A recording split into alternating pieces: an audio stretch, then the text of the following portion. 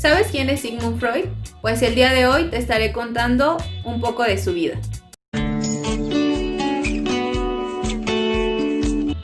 Como el título lo dice, vamos a hablar de su biografía.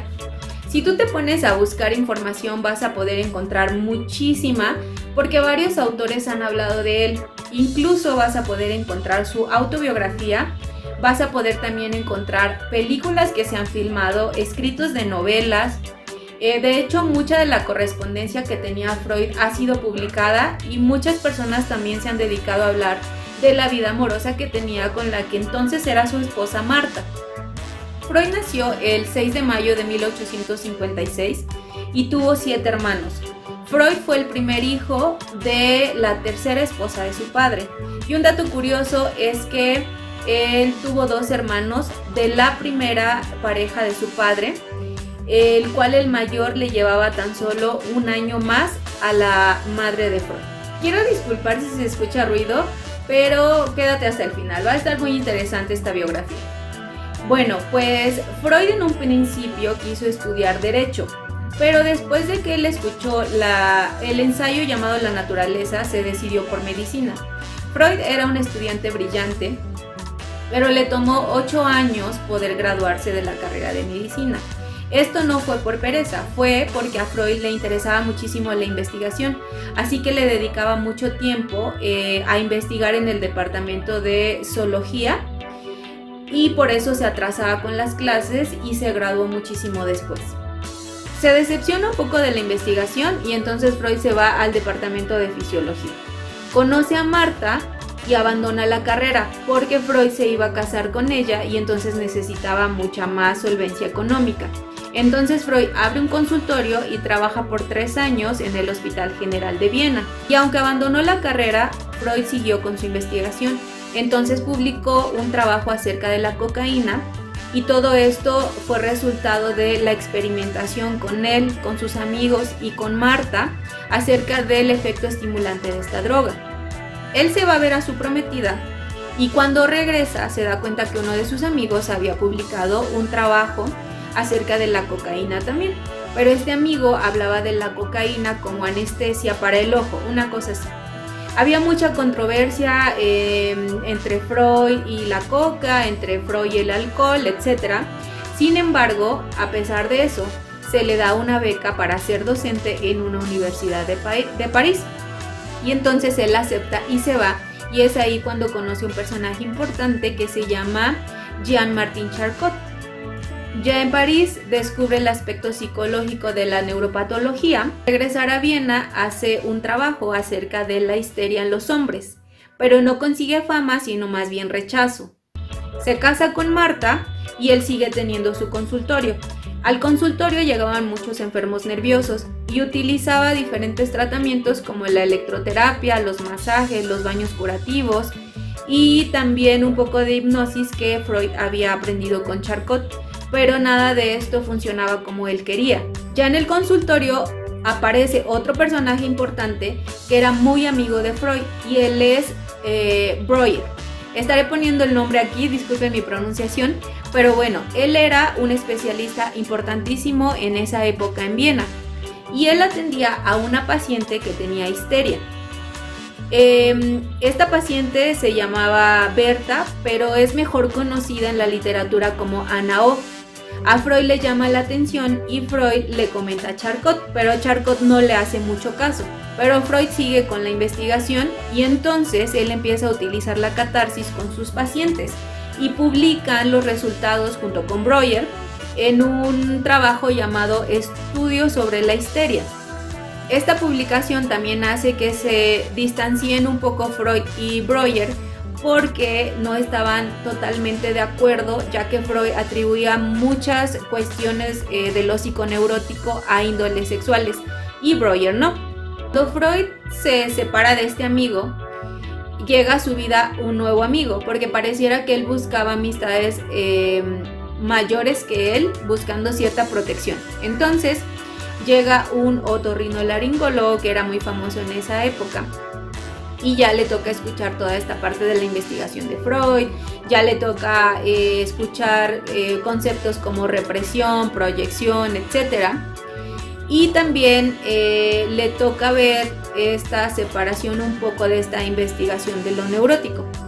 Y Freud ya entra como de lleno a lo que es el psicoanálisis, vamos a decirlo así, con las fantasías y los deseos de lo inconsciente.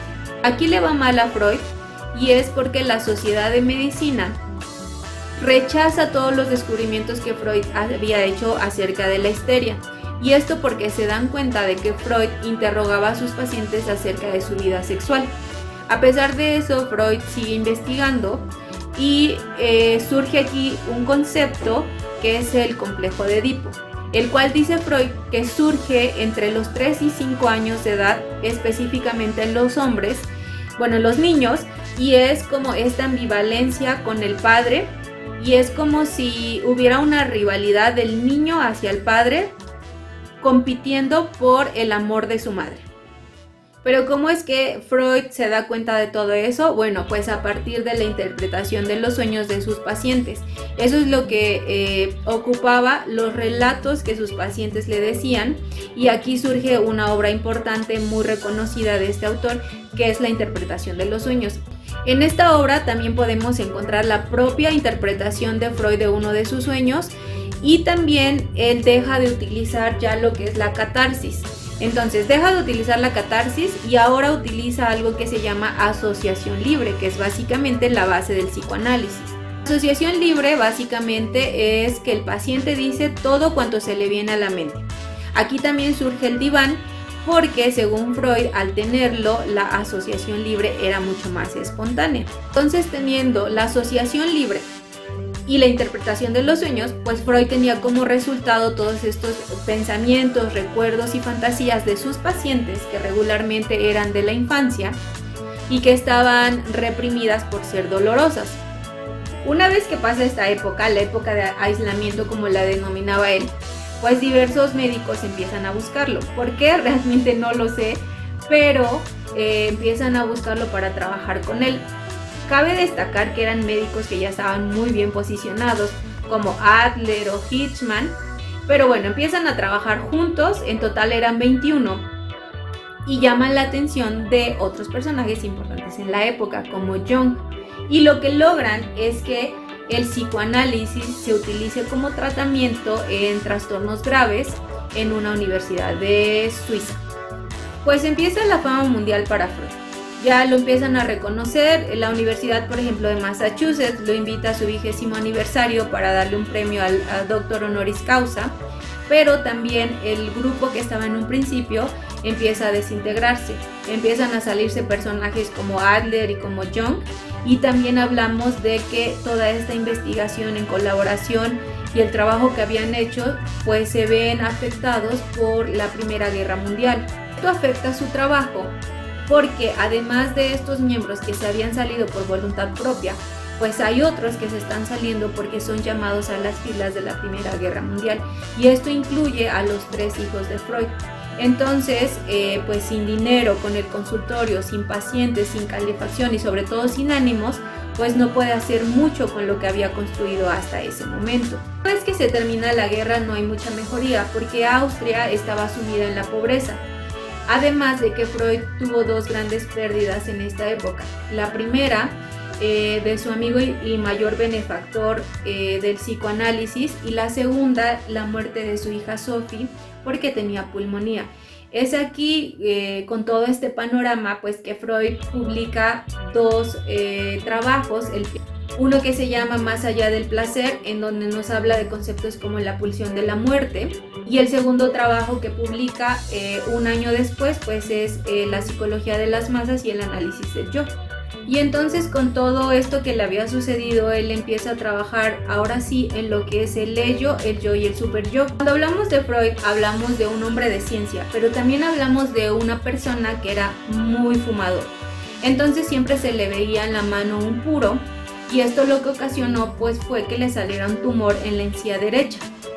Lo operaron una vez y después necesitó una segunda operación. Lo que ocasionó esto pues fue que no pudiera comer y pues dejó de fumar. A partir de eso vinieron muchas complicaciones y él pasó por 31 operaciones más. Pero a pesar de eso y a pesar de necesitar analgésicos, él se rehusó a utilizarlos porque no quería perder la claridad de su pensamiento. Como lo dije, era una persona de ciencia, así que nunca renunció a su ateísmo.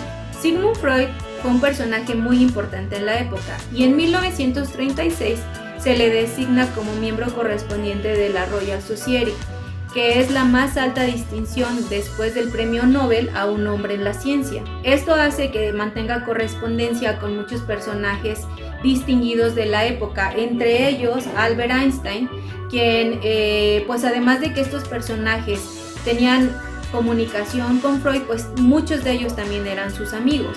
La fama estaba todo lo que daba para Freud, sin embargo pues él ya no tenía mucha fuerza por la enfermedad. A pesar de eso, él siguió publicando algunas cosas y siempre tuvo el apoyo de una de sus hijas, Anna Freud, que eventualmente se convirtió en psicoanalista para niños. Ella en algunas ocasiones lo representaba en algunos congresos o eventos científicos. Freud, a pesar de la enfermedad que tenía, pues siempre tenía mucha claridad en su pensamiento y aún así publicó trabajos, por ejemplo, como Tótem y Tabú, El malestar de la cultura, Moisés y la religión monoteísta, entre otros. Cuando Freud empieza a tener serenidad en su vida nuevamente, pues aparece en Alemania la sombra del nazismo. Y esto obliga a que Freud se mude de Austria a Inglaterra. Y es así como el 23 de septiembre de 1939, después de haber emigrado, Sigmund Freud muere a la medianoche. Como dato curioso, el cuerpo de Sigmund Freud fue incinerado como él lo quería y los restos fueron colocados en una de sus vasijas griegas favoritas. Espero que les haya gustado el video. Toda esta información la pueden encontrar en el libro Psicoterapias Contemporáneas y si les gustó espero que dejen un like, que compartan, pero sobre todo que me dejen una suscripción para poder seguir compartiendo más temas con ustedes. ¡Hasta pronto!